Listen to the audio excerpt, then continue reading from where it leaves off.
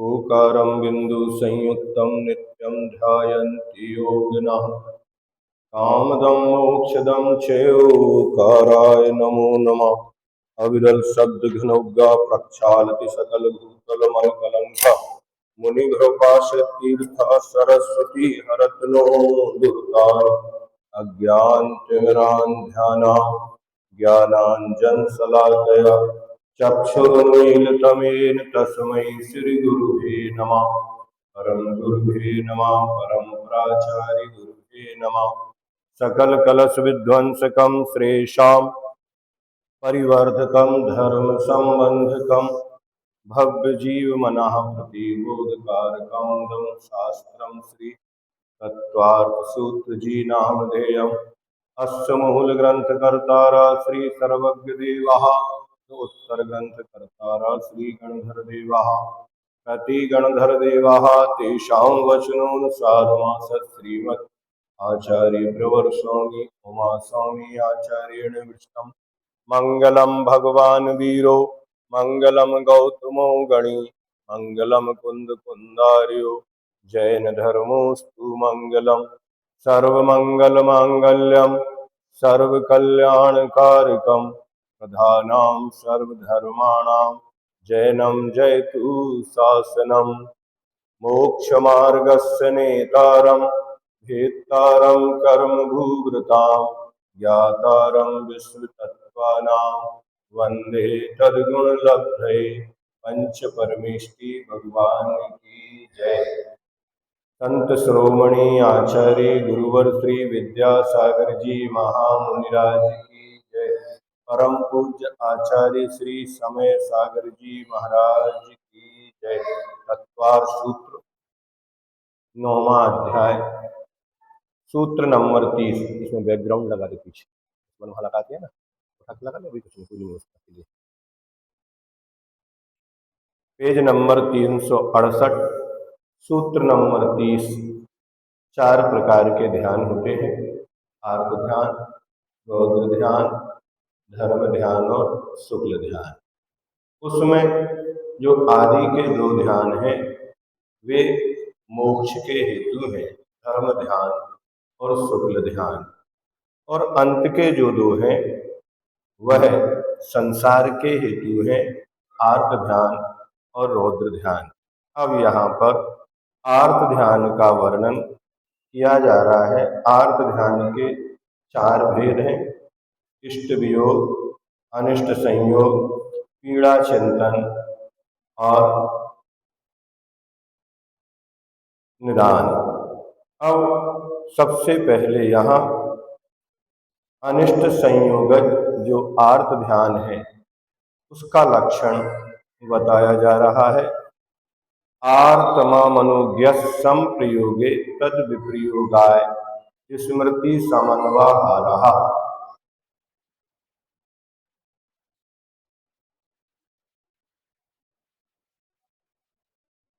आर्तमा मनोज्ञस्य संप्रयोगे तद विप्रयोगाय स्मृति समन्वहारः।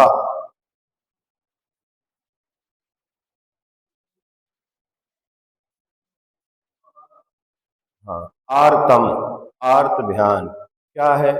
अमनोज्ञस्य माने अनिष्ट अप्रिय वस्तु के संप्रयोगे संयोग होने में, तद विप्रयोगाय उसके दूर करने के लिए, स्मृति माने याद, चिंता का, सम एक सा, अनुमान बार बार, निरंतर एक ही बात की रट लगी रहे, बार बार वही को कहे। आहार ग्रहण, आहारा माने ग्रहण माने स्मृति है। समन्वहारा चिंता का एक सा बार बार ग्रहण, अर्थ विष, कांटा, शत्रु,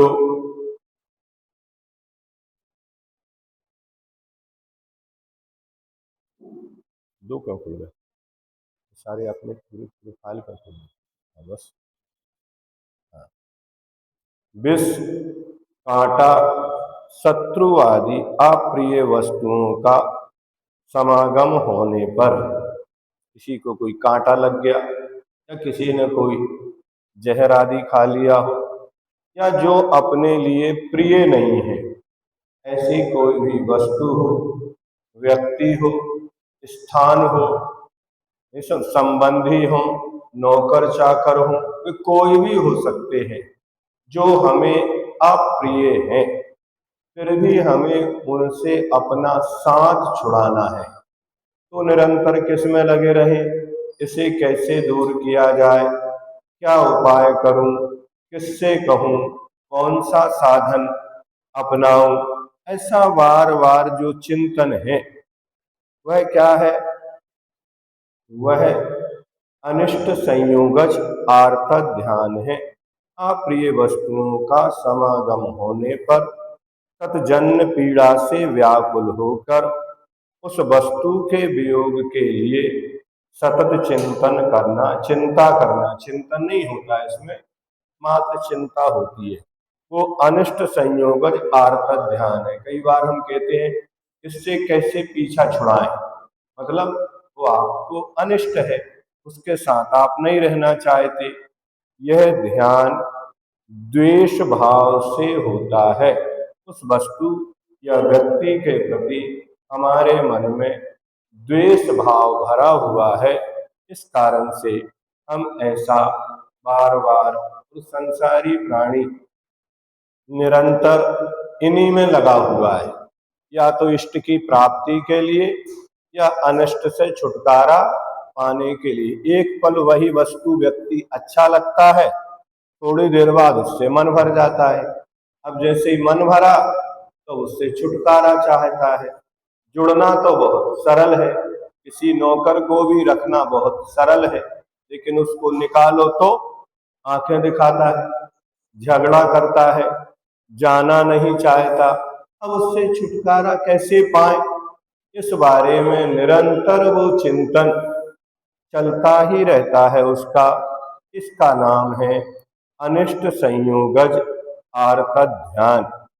इष्ट वियोगज आर्त ध्यान का लक्षण क्या है, तो विपरीतम मनोज्ञस्य, इसके विपरीत, यहाँ आर्तम अमनोज्ञस्य, तो जो मनोज्ञ है उसके तद विप्रयोगाय की जगह उसका कोई वियोग हो जाए तो उसके संयोग के लिए बार बार कोई वस्तु अगर आपकी खो गई हो, भले किसी भी काम में ना आती हो, कहीं रख कर भूल गए हो, तो फिर क्या चलता है दिमाग में, तो वस्तु कहाँ रख दी, कौन ले गया, अपन सबसे पूछ रहे हैं, ढूंढ रहे हैं।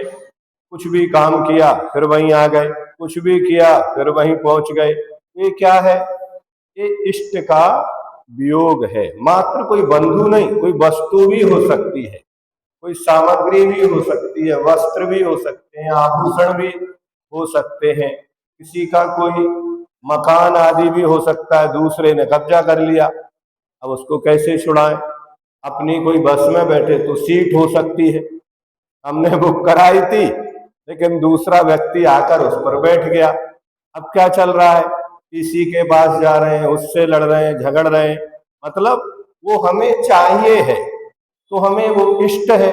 तो ऐसे इष्ट वियोग और अनिष्ट संयोग, ये दो तो निरंतर, ये जितने भी संसारी ग्रस्त हैं इनमें ही झूलते रहते हैं। बहुत कम समय होता है कि हमारा उपयोग धर्म ध्यान में होता हो, सुख में होता हो। इन सब के लिए ही निरंतर भोजन पहले इष्ट होता है, नहीं मिलता तो उसके लिए चिंता चलती है।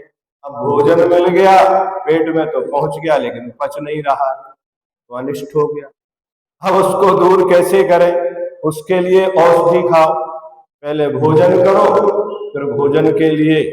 वो राजा की कहानी आती कि प्यास थी, रेगिस्तान में था, उसने कहा प्यास लगी है, किसी के पास पानी था, पानी तो मिल जाएगा लेकिन आधा राज्य आपको देना पड़ेगा। कोई बात नहीं, प्राण बचे तो राज तो फिर प्राप्त किया जा सकता है। आधा राज दे दिया, पानी तो पी लिया लेकिन अंदर जाके फंस गया। अब वो कहता है इस पानी को बाहर निकालो, बोले आधा राज और देना पड़ेगा। उन्होंने कहा आधा राज्य और देंगे, मतलब इस राज्य की कीमत मात्र एक गिलास पानी से ज्यादा कुछ नहीं होती। ऐसे हम निरंतर इसी में लगे रहते हैं, इष्ट के वियोग और अनिष्ट के मनोक पदार्थ संबंधी विपरीत माने उपरोक्त सूत्र में कहे हुए से विपरीत, अर्थात इष्ट पदार्थ पुत्र धन स्त्री आदि का वियोग होने पर उसके संयोग के लिए बारंबार विचार करना तो इष्ट वियोगज नाम का और का ध्यान है। सामान्य व्यक्ति तो ठीक, शायद सम्यक दृष्टि भी इसकी चपेट में आते कि नहीं आते। जब सीता का अपहरण हुआ तो रामचंद्र जी वृक्षों से भी, वनस्पति से, जंगल के पशु पक्षियों से भी पूछ रहे हैं। ध्यान रखो, कोई नहीं बचता इससे। जरा सी कोई भी चीज हो, यहाँ तक कि कोई मुनि महाराज भी हो और कोई उनकी डायरी हो, कोई किताब हो जिसमें सब संग्रह हो, आवश्यक की पुस्तक हो, अब वो नहीं मिल रही तो क्या होगा?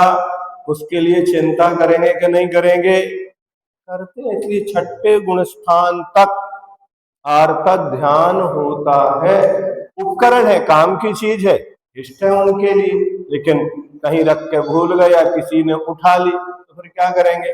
मान लो कमंडलू है, ध्यान में बैठे कोई पीछे उठा के ले गया तो उसकी चिंता करेंगे कि नहीं करेंगे? करेंगे। होता है। छठे गुण स्थान तक एक इष्ट वियोग और अनिष्ट संयोग नाम का आर्त ध्यान होता है।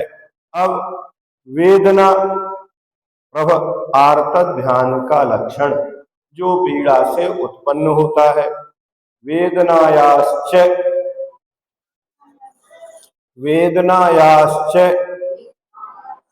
रोग जनित पीड़ा होने पर उसे दूर करने के लिए रात दिन सतत चिंतित करते रहना सुवेदना जन आर्त ध्यान है। कहीं भी पीड़ा होती है, हमारा हाथ कहाँ जाता है? बार बार बोलो, कहाँ जाता है? एक पल के लिए भी हमारा उपयोग वहां से। आज तो बाहर की क्रिया है, मन तो हर समय, अगर दांत में दर्द हो, जिह्वा कहाँ लगी रहती है? दांत पर ही लगी। ये वेदना जन आर्त ध्यान है और ये भी छठे गुण स्थान तक, क्योंकि असाता वेदनी की उदीरना कहाँ होती है? छठवें गुण स्थान तक है, तो ये भी वहां पाया जाएगा। अब निद्रा जनित आर्त ध्यान का लक्षण निदानम च, भोगों की तृष्णा से पीड़ित होकर रात दिन आगामी भोगों को प्राप्त करने की ही चिंता अभिलाषा बने रहना, यह निदान नाम का आर्त ध्यान है। पंच इंद्री के जो विषय है, स्पर्शन रसना घ्राण चक्षु और श्रोत, तदजन्य भोगों की जब ज्यादा आसक्ति बढ़ जाती है तो आसक्ति बढ़ने से निरंतर उन भोगों की इच्छा रखता है, नहीं मिलते हैं तो किसी भी प्रकार से उनकी प्राप्ति के लिए रात दिन, मतलब चाहे दिन हो और चाहे रात हो, वर्तमान में तो नहीं मिले लेकिन भविष्य के लिए उनकी चिंता करना। कौन सा मंत्र जाप करें, कौन सा अनुष्ठान करें, कौन सा विधान करें, कौन सी पूजन करें, कौन सी तपस्या करें, इसके लिए भावी भोगों की प्राप्ति के लिए। अपत्य वित्तोत्तर लोक तृष्णया तपस्वना केचन कर्म कुर्वते, धन की प्राप्ति के लिए, वित्त की प्राप्ति के लिए, पुत्र की प्राप्ति के लिए। अब इसके अंदर सब गर्वित हो जाते हैं। बड़े बड़े महामुनिराज जिन्होंने तपस्याएं की है, वह भी कभी कभी इसके चक्कर में आ जाते हैं, भावना हो जाती है। और जैसे जितने भी नारायण और प्रति नारायण के पद हैं, वे सब किसी निदान ध्यान के कारण ही मिले। जितने भी घाता इसको उत्पन्न होते हैं वार वे स्वर्ग तक, उनकी भी दशा यही होती है। क्या उन्होंने तपस्या तो ऊपर की लेकिन नीचे के भाव आ गए, तो क्या हुआ, जाना तो 16वें स्वर्ग था, लेकिन पहले ही शर्त रखी जाती है जो भी हम देंगे आपको लेना पड़ेगा। लेकिन अपने को इतनी शांति है क्या, अपन तो पहले ही तय करने बैठे, इससे हमें क्या मिलेगा, और हमारे अंदर जो सोच है हम उतना ही मान पाएंगे। जो हमने देखा ही नहीं है, समझा नहीं है, उसके बारे में हमारे मन में भाव आता ही नहीं है। जिस वस्तु को आपने देखा है वही आपको सबसे अच्छी लगती है और आप वही मांगेंगे। नहीं समझे ना, जैसे गोबर में रहने वाला एक कीड़ा होता है ना, वो उसका रंग भौरे जैसे ही होता है, जिसे गुबरीला कहा जाता है, गोबर में या मल में उत्पन्न होता है। अब उसे फूलों की सुगंध कभी अच्छी नहीं लगती। क्या नहीं लगती, अगर उसको फूलों के ढेर में भी बिठा दिया जाए तो विचलित होकर वो किधर जाता है।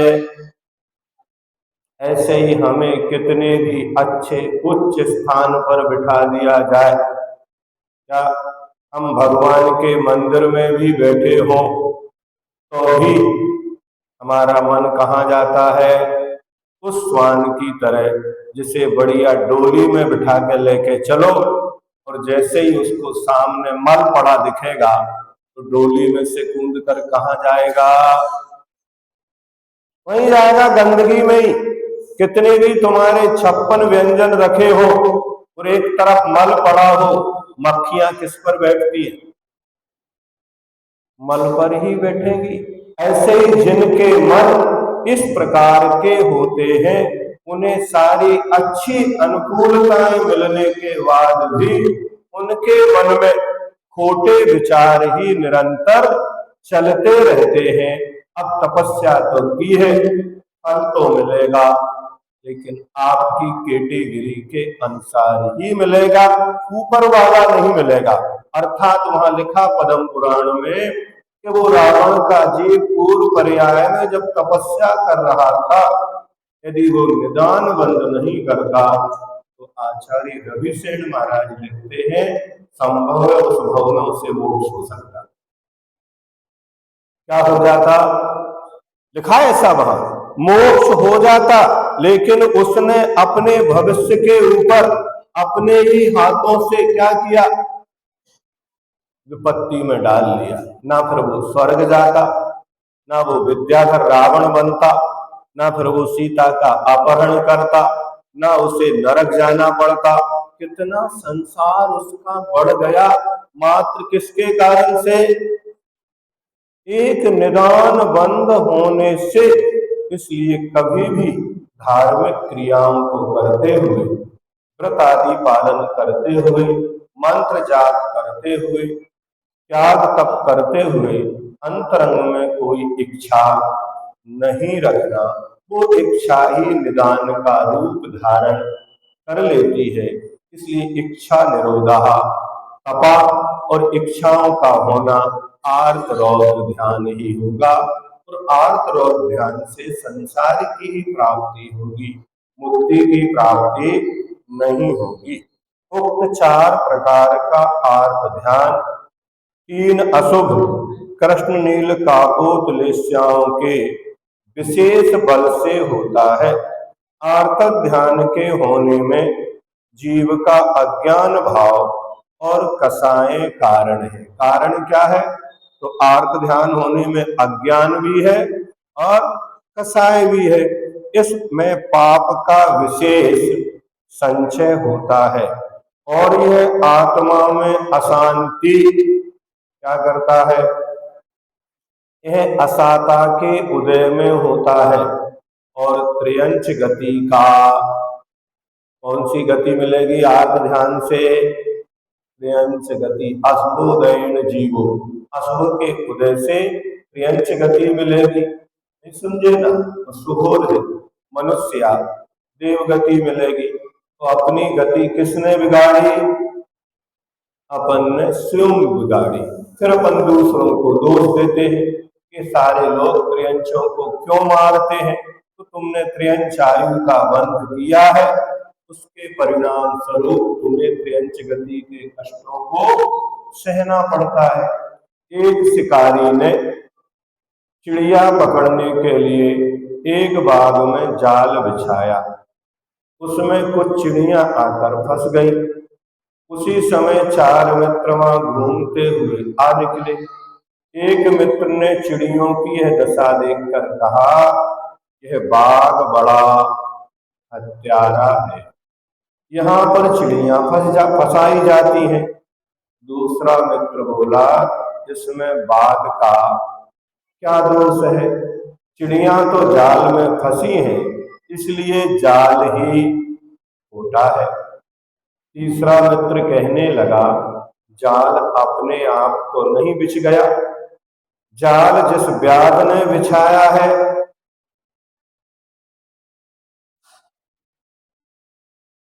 वही खोटा है, उसी ने चिड़िया फंसाई है। चौथा मित्र कहने लगा, यह जाल बिछा रहता किंतु चिड़िया दाने के प्रलोभन में न आती तो उन्हें कौन फंसा सकता था। सब प्राणी अपनी ही भूल से, चाहे से, राग से, इच्छा से फंसते हैं। आश्चर्य की बात यह होती है, आसमान में उड़ने वाले पक्षी को जमीन पर पड़ा हुआ दाना तो दिखता है जो बहुत छोटा होता है, लेकिन इतना बड़ा जाल उसे नहीं दिखता। जाल छोटा है कि दाना छोटा है? दाना छोटा है, वो कितने ऊपर रहता है, लेकिन उतने ऊपर से उसे क्या दिखता है? दाना तो दिखता है, लेकिन जाल नहीं दिखता। ऐसे इन पंच इंद्रिय के विषयों के विषय सुख तो क्षणिक मिलते हैं, वो हमें दिखते हैं, लेकिन उनसे जो दीर्घकालीन दुखों की प्राप्ति होगी वह हमें नहीं दिखती है। फंसने का कारण इस जीव का मोह, अज्ञान, प्रलोभन ही है। यह पर वस्तु में सुख बुद्धि त्याग कर अपने शांत और आनंद में स्वभाव की दृष्टि करे तो इस संसार में कौन इस जीव को बंधन में डाल सकता है। यह जीव भ्रम में है कि कर्मों ने मुझे पकड़ लिया है। अपन दोष किसको देते हैं? देखो, कर्म हमें दुख देते हैं, लेकिन वास्तव में कर्म कहते हैं हमने क्या गलती की है, हमने तो आपको बुलाया नहीं है, आपने स्वयं हमें बांधा है, तो हम अपना काम कर रहे हैं। इसलिए ना बगीचा दोषी है, ना जाल दोषी है, और ना ही वो शिकारी दोषी है। सबसे बड़ा अपराधी कौन है? वो पक्षी जो दाने के लोभ में, जाल में फंस जाता है। ऐसे ही संसारी प्राणी को एक के बाद इतने प्रलोभन दिए जाते हैं।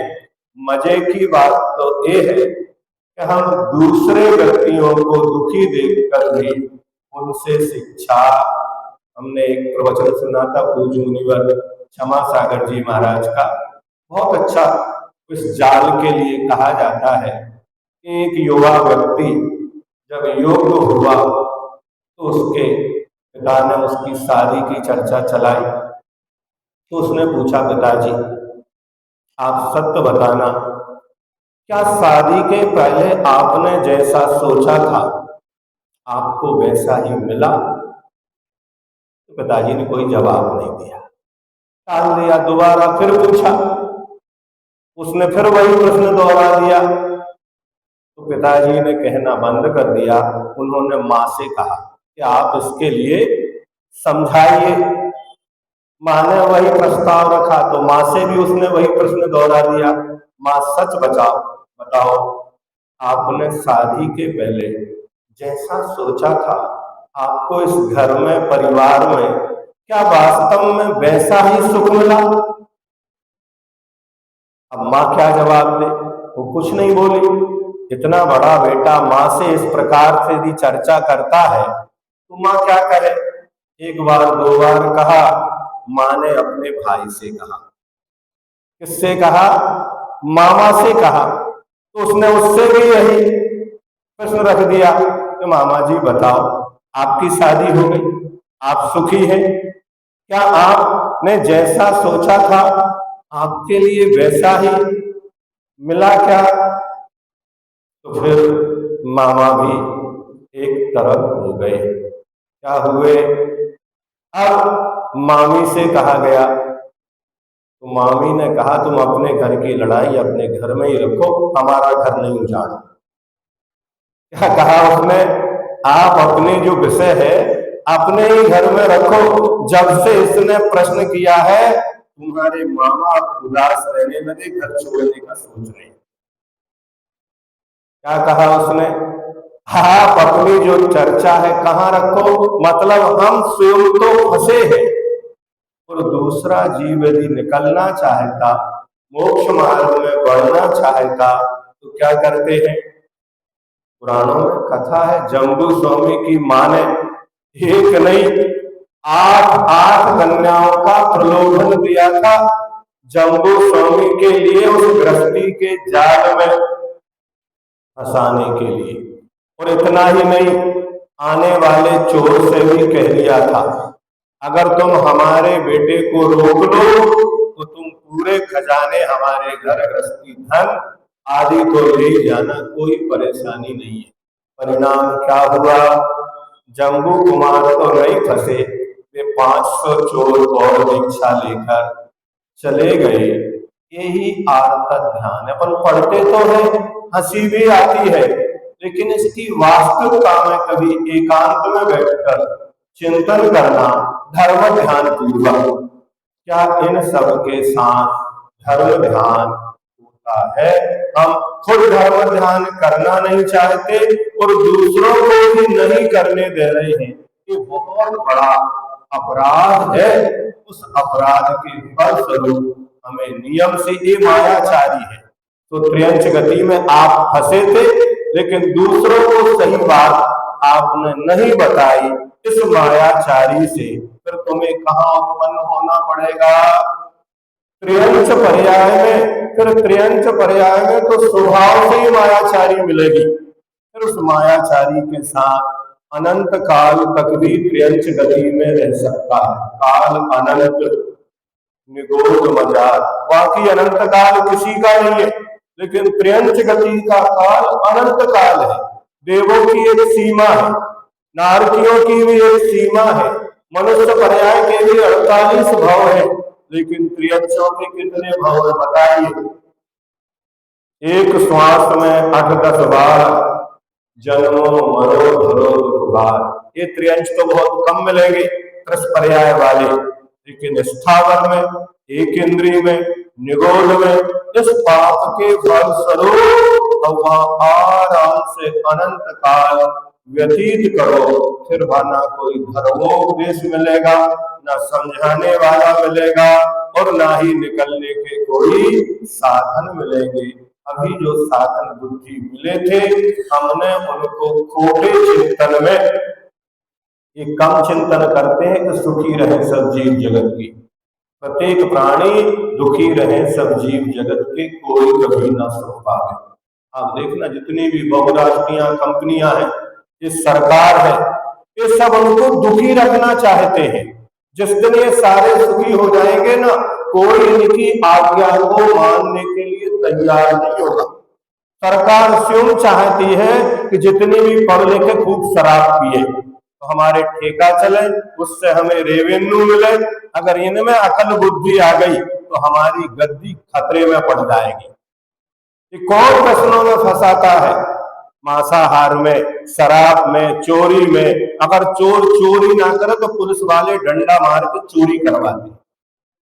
कौन करवा रहा है? जिनको आप रक्षक मानते हैं वे सब आज के समय में आपके हितकारी कौन है, बंधु कौन है, जो हमें दुखों से निकालकर सुख में पहुंचाए? नहीं समझे ना सम्यक समम किंचित कई काले त्री जगत कपि श्रेयो श्रेयास मिथ्यात्म समम नान्य तनु भृता। सम्यक से बड़ा कोई मित्र नहीं है। धर्म से बड़ा कोई मित्र नहीं है, धर्म ही बंधु है। बाकी जितने भी ये लोग हैं ये सब बंधु नहीं है। इस जीव के आत्मा का अहित करने वाले होने से कथनचित ये सब शत्रु है। लेकिन उनको हम क्या मानते हैं? उनको बंधु मानते हैं। और जो आपके भले की सोचे, आपको पापों से छुड़ाए, व्यसनों से छुड़ाए, धर्म मार्ग में लगाए, उसके प्रति ये जीव क्रोध करता है, झगड़ा करता है। नहीं समझे ना? इतना ही तो हुआ था पूर्व पर्याय में सुकुमाल की भाभी ने अपने उस देवर से यही तो कहा था। उसने क्या किया? 1 लाख उसको जमाई और तू भी वहीं जा। कितना बड़ा बैर बना। सुकुमार बनने के बाद भी 3 दिन तक इस संसार की वृद्धि कैसे होती है? आर्त ध्यान होता है फिर उसमें पूर्ति नहीं होती, रोज ध्यान में पलट जाता है, फिर क्रोध करता है। उसी के लिए आर्त ध्यान कर रहा था, अब परिग्रहानंद आदि जो रौद्र ध्यान है उनको करेगा, क्रोध करेगा, लड़ेगा, झगड़ा करेगा। ये सारी चीजें इस जीव की अनंत काल से इन 2 ध्यानों में ही, आर्त रौद्र ध्यान में ही सारा। और रौद्र ध्यान, एक इंद्रिय के पास कोई रौद्र ध्यान नहीं है, होते हुए भी उसका व्यक्त नहीं होता। नहीं समझे ना? व्यक्त किसके पास है? व्यक्त तो इस संगी पंचेंद्रिय ही व्यक्त करते हैं। बाकी उनका तो चलता रहता है कि जैसे आप जहां बैठे हैं वहां नीचे भी नदी बह रही है, आपको दिख रही है क्या? पानी बह रहा है कि नहीं बह रहा है? पानी है कि नहीं? अगर नहीं होगा तो ट्यूबवेल खोलने पर क्यों निकलता? ऐसे ही यहाँ अंदर अंदर सबके अंदर आर्त रौद्र ध्यान चल रहे हैं। लेकिन जैसे ही इंद्रियों की, मन की वृद्धि होती है, वो स्रोत उठ के बाहर आ जाता है। और जब बाहर आता है तो वो आपको, एक इंद्रिय जीव कभी नरक नहीं जाते, 2 इंद्रिय नरक नहीं जाते, 3 इंद्रिय नरक नहीं जाते, 4 इंद्रिय तक के जीव कभी भी नरक की यात्रा, नरक कौन जाता है? जैसे ही पंच इंद्रिय पना आया फिर पहले नरक की यात्रा हो गई। जाए असैनी पहले लगे। नहीं समझे ना? भले असंगी है लेकिन 5 इंद्रियों की पूर्णता हुई कि नरक की यात्रा का दरवाजा, एक कान नहीं मिले, नरक के दरवाजे मिले। क्या अगर इनका गलत दुरुपयोग किया तो ये किसके दरवाजे हैं? ये शब्द सुनने के लिए मिले थे, लेकिन इसी बटन को दबा दो तो कौन सा दरवाजा खुलेगा? नरक का दरवाजा इस कान के मिलने के बाद खुला है। और मन के द्वारा तो सारे दरवाजे खुल गए। करते रहो यात्रा, ध्यान करो, क्योंकि मन के द्वारा ध्यान होता है, बिना मन के ध्यान तो होता नहीं है। तो ऐसी दशा इस संसारी प्राणी की है। किसको किसने पकड़ा है? शिकारी ने चिड़िया पकड़ी, कि जाल ने पकड़ा, कि बगीचे ने? तो अपन कभी परिवार को दोष देते, कभी समाज को दोष देते, कभी राष्ट्र को दोष देते, कभी कर्मों को। दोष किसका है? कर्मों का क्या दोष है? कर्म बेचारे कौन? भूल तेरी अधिकारी, अग्नि सहे घन घात, लोहे की संगति पाई। उस अग्नि को कोई पीट नहीं सकता, लेकिन वही अग्नि जब लोहे में प्रवेश कर जाती है तो घनों के द्वारा पीटी जाती है। कब तक पीटते हैं? जब तक वो गर्म रहता है, और जैसे ही ठंडा हुआ लोहार एक साइड रखते। ऐसे ही जब तक हम कसायों से, कर्मों से संतप्त है, उन कर्मों की मार हमको निरंतर खाना ही पड़ेगी। हमारे पास कोई साधन नहीं है उन कर्मों से हम बच सके। इसलिए आर्त रौद्र ध्यान छोड़ो और धर्म ध्यान के ओर कदम बढ़ाओ तो बच सकते हैं, बाकी कोई उपाय नहीं है।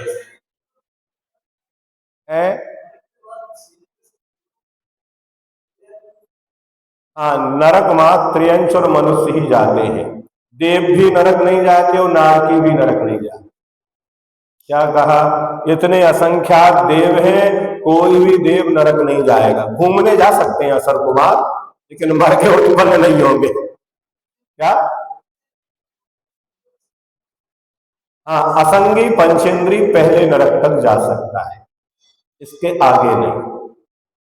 अब संगी पंचेंद्रियों में फिर अलग अलग व्यवस्था है, कौन सहनन हो, वज्र वृषभ नाराज सहनन होगा, तो वहां लिखा है, ये समझे ना कि कौन कहां तक जाता है। तो एक वो आता है सरीसृप, वो दूसरे स्वर्ग तक नरक तक जाते हैं, पक्षी तीसरे तक जाता है, सर्प चौथे तक जाता है, सिंह पांचवें तक जाता है, स्त्री छठे तक जाती है, और जो अच्छा पुतला है ना, देखने में सुंदर लगता है, ये कहां जाता है, इस सातवें तक जाता है, भले कोई पाप ना करे क्या तन से, लेकिन मन के द्वारा। उसका उदाहरण आता है तंदुल मत्स्य, छोटा सा होता है चावल के बराबर, कान में रहता है, मेल खाता है, लेकिन सातवें नरक में पहुंच जाता है। तो ऐसे ही ये मनुष्य कुछ ना करे, इतना ही करे, दुखी रहे सब जीव जगत के, कोई कभी न सुख पावे, बैर पाप अभिमान धार नित्य अमंगल ही गावे, घर घर चर्चा रहे पाप की, सुख दुष्कर हो जावे। ये भावना बनाई है लोगों ने, तेरी भावना है, हाँ, इसी से तो जाते हैं। अगर सुखी रहे सब जीव जगत के, कोई कभी ना घबरावे, तो स्वर्ग जाएगा, मनुष्य बनेगा। लेकिन इसका चिंतन एक ही चलता है, दुखी रहे सब, लोग बीमार होंगे तो हमारी दवाई बिकेगी, लोग मरेंगे तो हमारे कफन बिकेंगे। अगरबत्ती लगाते सुबह से उठ के, जितने भी डॉक्टर है ना वो अगरबत्ती लगाते, क्यों डॉक्टर साहब, गलत तो नहीं है? जितने वकील है वो अगरबत्ती लगाते, लोग लड़े झगड़ा करें तो हमारी दुकान चलेगी। हर व्यक्ति अपनी दुकान चलाने बैठा है, किसी भी साधन से हमें धन आए, कोई मरता हो तो मरे, लोगों ने जीवित व्यक्तियों को मार मारे, कोरोना डॉक्टरों ने मारे। हमारे पास उन डॉक्टरों ने आकर बताया कि ऑक्सीजन का सिलेंडर रखा है, वो तड़प है, लेकिन वो नहीं लगा रहे क्योंकि वो फ्री वाले थे, कोई पैसे वाला आएगा तो उसको लगा देंगे। ऐसे सैकड़ों लोग मरे। क्या हुआ? जो सेवा चिकित्सा परोपकार की चीज थी, उसके लिए धन का साधन बनाकर लोगों के जीवन को छीन लिया जाता है। यही आत्मज्ञान, हिंसानंद, मृषानंद, चौरियानंद, परिग्रहानंद, इसको नहीं आता। एक जोड़ी कपड़े कोई देता है, मन में खुशी होती कि नहीं, लड्डू फूटते कि नहीं फूटते? सही सही बता, क्या बड़ा जब नए घर में प्रवेश करते आनंद आता कि नहीं आता? पंडित जी साफ करे, अपन उसकी तरफ नहीं देखते, बोलते थे कि नहीं बोलते थे? वो अगर उसकी ओर जाएगा तो परिग्रह में आनंद बनाएगा, अपन उसकी अनुमोदना क्यों करें? वो क्यों, यहाँ तक कि उनके कमरे में भी जाने लग जाते थे, कभी साफ नहीं करने देते, क्योंकि हिंसा होगी। और सफाई को देख के तुम्हें आनंद आएगा।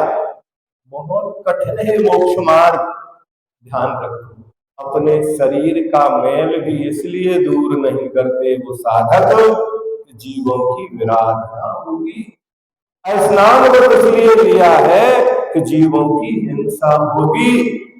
इतना सस्ता होता मोक्ष, अपन सब यहाँ नहीं बैठे होते, वहां बैठे होते। आप विचार करिए। अब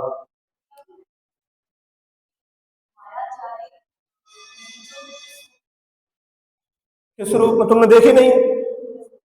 कैसे दिखती? हमने कितनी बार सुनाया, कोयल अपने बच्चे कौवे के घोंसले में रख देती है ना। कभी गौशाला में जाना, गाय होती ना, अपन कहते गाय सीधी है, लेकिन उनमें मायाचारी देखना। घास डालना, अपने हिस्से के घास को अपने पैरों में रख लेगी, दूसरे का खाने पहुंच जाएगी। क्या कहा? जो गाय लगाते उनको पूछना कि वो गाय दूध को छुपा लेती है अपने स्तन में ही, ऐसी उसके पास कला है कि आपको दिखेगा दूध कुछ नहीं बचा, और उसका बच्चा आएगा। ठीक है, अपने बच्चे के लिए कर रही है, लेकिन फिर भी त्रियक चलते हैं। त्रियंचों की गति कैसी होती है? टेढ़े ही चलते, सीधे नहीं चलते। जो बगुला होता है ना, पूछो, अब समझ में आई क्या? याद आ गया कि नहीं आ गया? कितनी बार सुना होगा। राम लक्ष्मण सीता जब वनवास में जा रहे थे रामचंद्र जी कहते देखो लक्ष्मण, ये बगला एक पैर पे खड़ा है, कितनी तपस्या कर रहा है। तो लक्ष्मण बोले तुम तो ऐसे ही बुद्धू रहे, इतने भोले रहे कि इतने बड़े राज को खो के निकल आए। ये तपस्या नहीं कर रहा है, उन मछलियों से पूछो, उनका पूरा परिवार इसने नष्ट कर दिया। इस शांति से बैठता जरूर है, लेकिन जैसे ही कोई मछली ऊपर आती है, ऊपर से इतने तेजी से गिरता है, उस मछली को ऐसे त्रियंचों में जितने शिकारी जानवर है, पक्षी है, ये सब मायाचारी ही करते हैं। उस शिकार पर घात लगा के जब बैठते हैं, तो मायाचारी नहीं है क्या? आप देख लो, जितने भी त्रियंच, इनकी जड़ त्रिछी है, ये मायाचारी का प्रतीक है। क्या ये सब बहुत अच्छे से समझ में, अपन जानकर कई बार उस ओर उपयोग नहीं जाता तो समझ में नहीं आती, लेकिन उपयोग चला जाए तो एक एक चीज क्लियर हो जाती है। अब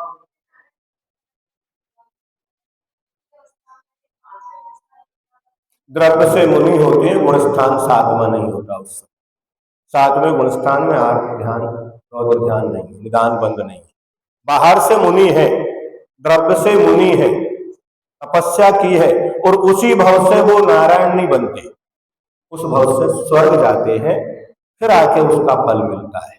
जैसे वो मृदुमती का जी मुनि महाराज थे, वे भी पहले स्वर्ग गए, बाद में त्रिलोक मंडल हाथी मिले। नहीं समझे? तपस्या मुनि का फल तो उन्हें क्या मिलेगा? स्वर्ग जाएंगे। फिर बाद में आके जो शेष बचा, उच्छिष्ट कहते उसको, जो नारायण आदि का पद है ना, वो उच्छिष्ट है।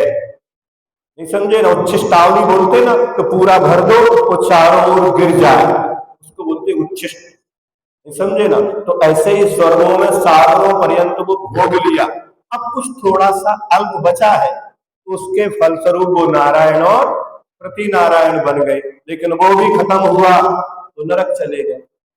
ये व्यवस्था है आगम की।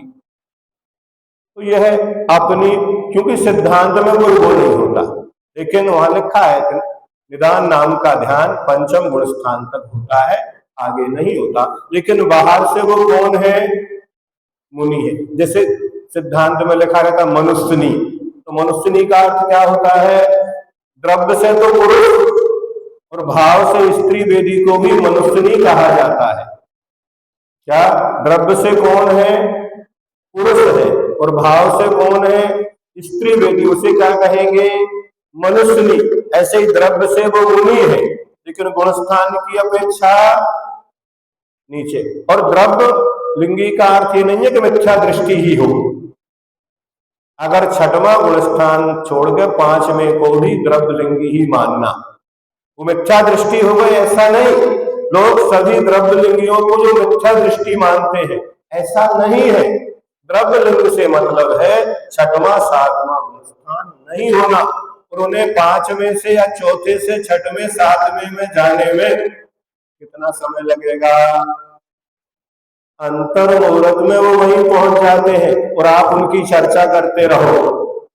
क्या आलोचना करने वाला जिस कर्म को बांधता है, उसके लिए सागरों पर्यंत नरकों की यात्रा करना पड़ेगी, और जिसकी आलोचना की जा रही है वो अंतर मुहूर्त में अपनी आलोचना करके मोक्ष भी जा सकता है। ध्यान रखने का।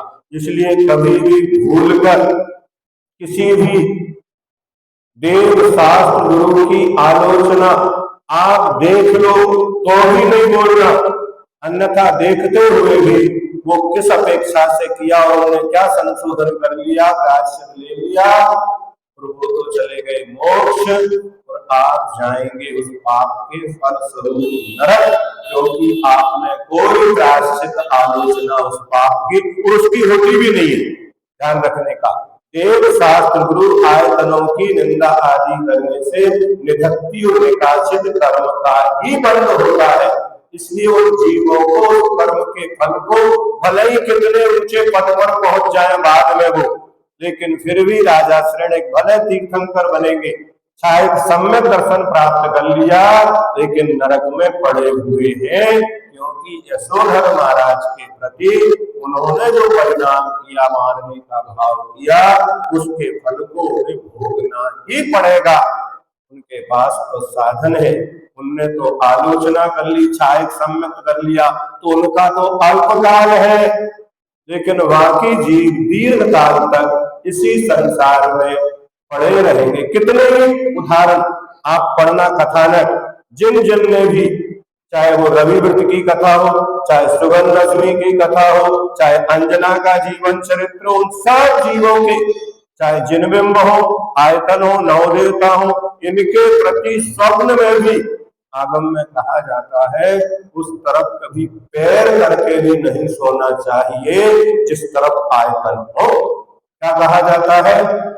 उस तरफ कभी पैर करके भी नहीं सोना, अन्यथा असाधना होगी, दोष लगेगा। उस तरफ कभी पीठ नहीं करना। अपन बीच में एक प्लाईवुड लगा देते हैं कि लौटते समय अपनी पीठ ना लगे, टिक के नहीं बैठना, पैर फैला के नहीं बैठना। ये कितने असाधना, ये तो अनजाने में शरीर की असमर्थता से होते हैं। लेकिन जिन पापों को जानबूझ के किया जाता है, कसाय बस किया जाता है, उनका फल कितना भयंकर होगा। इन दोषों के लिए तो फिर भी ठीक है, अपन अपने पूजन पाठ आदि कर लेते हैं तो उनकी शुद्धि हो जाती है। लेकिन जो जानबूझकर तीव्र मंद ज्ञाता ज्ञात भावादि कर्म वीर्य विशेषे व्यस्त तद विशेषा, इस सूत्र को याद रखिए। अब गुणस्थानों की अपेक्षा आर्त ध्यान के स्वामी कि कौन सा आर्त ध्यान कौन से गुणस्थान तक होता है। तद व्रत देश व्रत प्रमत्त संयता नाम, तद व्रत देश व्रत प्रमत्त संयता नाम, वह आर्त ध्यान अविरत यानी पहले दूसरे तीसरे और चौथे गुणस्थान वालों, ये चारों गुणस्थान अविरत के कहलाते हैं। लेकिन जैसा पहले में होगा वैसा दूसरे में नहीं, दूसरे में होगा वैसा तीसरा नहीं, और तीसरे में होगा वैसा चौथा नहीं। इनमें तारतम्यता पाई जाएगी, है ना। इसलिए कहा कि सम्यक दृष्टि किसी भी प्रकार से होता है तो 6 महीने से ऊपर उसकी कसाय नहीं जाती है। देश व्रत श्रावकों को पंचम गुणस्थान और प्रमत्त संयत छठा गुणस्थान वाले मुनियों के होता है, परंतु प्रमत्त संयत गुणस्थान वाले मुनियों के निदान नहीं होता। छठवें गुणस्थान में निदान नहीं है। चौथे से पांचवें छठे गुणस्थान में जो आर्त ध्यान होता है में इतना मंद और मंदतर होता है कि वह त्र्यंचायु के बंध का कारण भी नहीं होता। क्या? त्र्यंचायु का बंध दूसरे गुणस्थान तक ही होता है। बंध विच्युति कहाँ हो जाती है त्र्यंचायु की? दूसरे गुणस्थान में। पहले में नरकायु की बंध विच्युति, दूसरे में त्र्यंचायु की बंध विच्युति, और चौथे गुणस्थान में मनुष्य आयु की बंध विच्युति हो जाती है। पुराणों में मुनियों के द्वारा निदान करने के उदाहरण मिलते हैं, पर वे निदान के समय उनका गुणस्थान छठा नहीं रहता, यह समझना चाहिए। लिखा है पुस्तक में, थोड़ा धैर्य रखो तो मिल जाएगा। तो उनका जो छठे गुणस्थान उस समय नहीं होगा। बिल्कुल एक एक चीज इस पुस्तक में इतने अच्छे तरीके से समझाई गई है कि ज्यादा ना पढ़ो। अगर एक पुस्तक का अध्ययन कर लो तो आपका तत्वार सूत्र का आद्योपान पूर्ण अध्ययन कहलाएगा। और लगभग हमने इसको पूर्णता की हो, एक शब्द भी उसका छोड़ा नहीं है। हाँ, पीछे बीच में कुछ 10 धर्म और 12 भावना का वर्णन छोड़ा नहीं है। आपसे कहा है कि पढ़ना है। क्या कहा है? अब ना पढ़े तो ये भी मायाचारी है। क्या हमने क्या कहा है कि आपको इसको पढ़ना है, और यदि आप नहीं पढ़ते हैं तो ये क्या होगा? कौन की गलती, हमारी क्या आपकी? पढ़िए आप इसको। अब रौद्र ध्यान के भेद तथा स्वामी एक ही सूत्र में कहे जाएंगे। हिंसा नतस्ते विषय संरक्षणे देश वृत्तयो।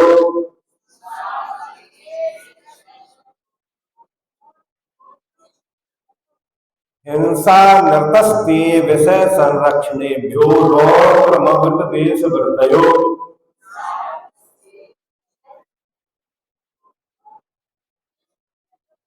हिंसा अनर्थ माने झूठ, स्ते माने चोरी, और विषय संरक्षण के भाव से उत्पन्न हुआ ध्यान कौन सा है? रौद्र ध्यान है। ताला तो रोज लगाते ही है, उससे कहाँ बचते हैं? तिजोरी में, घर में खुला थोड़ी छोड़ देंगे, होता कि नहीं होता? तो उसको संरक्षण करोगे कि नहीं करोगे? बोलो। अब कहते हम धर्म ध्यान करें, ताला लगा के तो बैठे, चाबी बाजू में फंसी तो ध्यान में बैठे हो, तो जब कोई चाबी निकालने लगे तो क्या करोगे? कौन सा ध्यान है? बहुत कठिन है। ग्रस्तों को ध्यान की सिद्धि होना, हमने कितनी बार उदाहरण देके कल भी कहा था, संभव है क्या चाबी छोड़ के आ जाए? दरवाजा खुला छोड़ा जा सकता है क्या? नहीं। सफाई करके तो आनंद आता कि नहीं? इंसान थोड़ा सा कुछ झूठ बोल के बचा लो। सब्जी वाले के पास इतना, भले नहीं सामने वाला तो इस भाव दे रहा है, आप इस भाव क्यों दे रहे हैं? भले स्थूल झूठ है, सूक्ष्म झूठ है, लेकिन बोली जा रही कि नहीं? तो हिंसा, असत्य, चोरी और विषय संरक्षण के भाव से उत्पन्न हुआ ध्यान रौद्र ध्यान है। ये ध्यान, और इसके लिए कहीं आंख बंद करके बैठने की आवश्यकता नहीं होती, ये ध्यान चलते फिरते ही होता है। क्या यार? तो रौद्र ध्यान के लिए कोई आसनी बिछाना, कमरा लाना, चटाई लगाना, बैठना, किसी को ध्यान करने के लिए सामने बिठाना, ट्रेनर चाहिए नहीं। ये तो चलता है, कहीं भी रहो, एक इंद्री में, पंच इंद्री में, विग्रह गति में, सोते खाते उठते बैठते चलते सब जगह, यहाँ तक कि धर्म क्षेत्र में बैठकर भी आप रौद्र ध्यान। बल्कि सबसे ज्यादा झगड़ा कहाँ होते हैं? बताओ, कहाँ होते सबसे ज्यादा लड़ाई झगड़े? घर में जाके अच्छे से मिलेंगे, लेकिन मंदिर में आते से एक दूसरे के प्रति द्वंद्वी। ये व्यवस्था है इस काल की।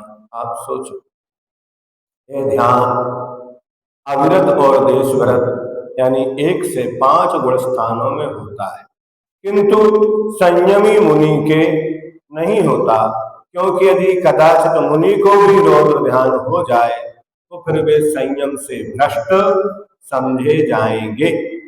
रौद्र ध्यान पूर्व परिणामों से होता है। इस रौद्र ध्यान के 4 भेद हैं और ये नरक गति का कारण है, लेकिन पहले गुण स्थान वाले को ही नरक आयु का बंध होगा, उससे ऊपर वाले चौथे 5वें गुण स्थान वालों को नरक आयु का आश्रय बंध नहीं होगा। हिंसा नंदी, हिंसा में आनंद मानकर उसके साधन मिलाने में तल्लीन रहना। और आजकल तो द्रव्य हिंसा हो या ना हो, इतने सारे गेम मोबाइल में बच्चों को पकड़ा के आप बिठा देते हैं, और वो भाव हिंसा तो हो रही कि नहीं हो रही?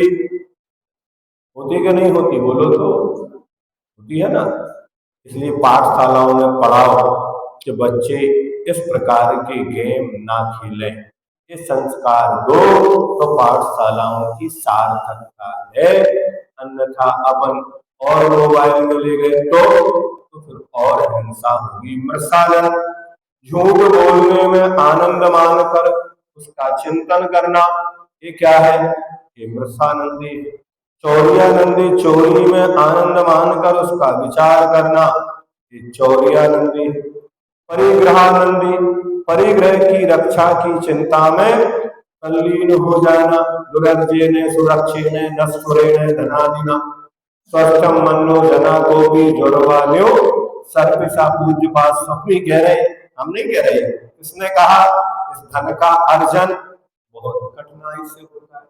अब मिल भी जाए तो कहाँ रखे? इतना बड़ा घर चाहिए, गाड़ी तो कोई दे दे, लेकिन गाड़ी की सुरक्षा कैसे करें? अब उस गाड़ी पे कोई ने अगर हाथ लगा दिया तो खरोच कहाँ आती है? बोलो। अगर किसी बच्चे की बाल लग गई खिड़की में तो कहाँ लगती है वो? बताओ तो। लगती ना। यही मतलब परिग्रहानंदी, क्योंकि हमने उसको अपना माना, और अपना माना तो उसकी रक्षा का भाव। दुरर्जेने सुरक्षे न सुरणे धनादीना स्वस्थ मनु जना को भी। अब ऐसा करके कोई अपने आप को अच्छा मानता है तो ऐसा ही है जैसे कोई ज्वर का पीड़ित टाइफाइड हो और घी पिए हलवा खाए तो ठीक हो जाएगा क्या? तीन काल में भी संभव नहीं। ये चारों प्रकार का रौद्र मुख्यता से कृष्ण नील काकोर इन तीन वेश्याओं की तीव्रता में होता है। इस ध्यान का फल नरक गति है। जब ये ध्यान नरक गति का कारण है तो अविरत सम्यक दृष्टि चौथा गुण स्थान में और देशव्रत पांचवें गुण स्थान में कैसे संभव है? तो चौथे पांचवें गुण स्थान में रौद्र ध्यान उनके सम्यक दर्शन तथा वृत्ति के प्रभाव से नरक गति का कारण नहीं रहता। सम्यक दृष्टि के तो यह ध्यान अनंतानुबंधी के अभाव में मंद ही होता है, और देश व्रत के तीन अशुभ लेस्या न रहने से मंदतर होता है, परंतु इन पर अपने धर्मायतनों की रक्षा का भार है। कथनचित ये क्रोध करना अच्छा भी माना जाता है कि आयतनों की रक्षा हमें करना है।